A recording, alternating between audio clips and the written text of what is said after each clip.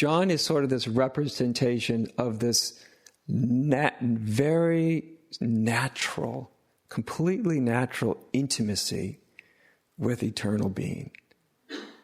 You could say he has absolute faith, absolute trust. He never seems to be struggling. He never seems to be in great angst. He seems to be one of the most intimate of the disciples. He's often close at the critical moments. His response is to everything is just to actually totally be present. He doesn't recoil in fear. He's also the only disciple that was there at the crucifixion, at the cross. The others fled. He was there also. So he's called the beloved disciple because of this sort of intimacy he has. And he's representing this sort of intimacy with the spiritual impulse. He's not seeking, he's not pushing, he's not striving, he's not making mistakes at the critical moments. He's just he has absolute trust. And he kind of represents that person that has total and absolute trust. Absolute faith. They know all they have to do is just show up. Just be there. Just sort of be present. You might say that all they have to do is hold vigil, you know. He instinctually knows the right relationship to have with Jesus. So as I said, Jesus represents eternal being, and he also represents the spiritual teacher, both.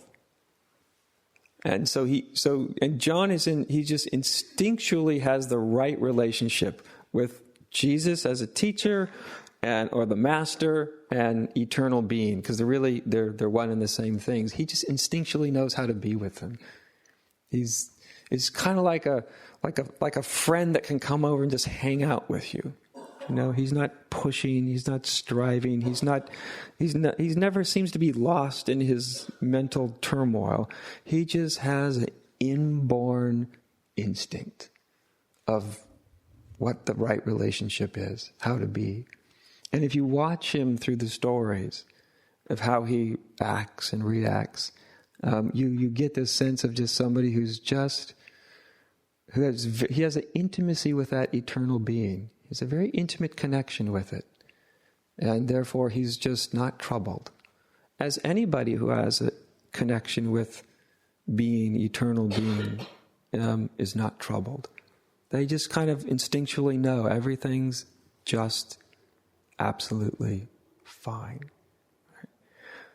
So John stands out sort of amongst the other disciples, because as I said, many of the other disciples, they sort of represent, slightly less than perfect, or much more than perfect in a few cases, but at least slightly less than perfect relationship with the spiritual impulse.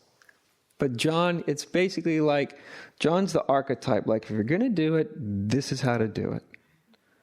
But you can't do it the way John does it unless it's instinctual, unless it's just built into you. You know what I mean? You can't fake it, in other words. You can't fake ease for very long. You can't fake trust for very long. Do you know? Jesus comes up and just says, "Follow me," and you can almost hear John going like, "Okay." Just total trust, and totally at ease. So he sort of represents this quality, this way of relating to one's whole spiritual life, the impulse of spirituality. He's doing it without striving and without struggle. And of course, with anybody, when there is ease, when there is trust, when there's great trust, there is a lack of struggle. So, my sense is John understood Jesus. He knew what Jesus was, and so it was easy for him to trust him. He recognized him.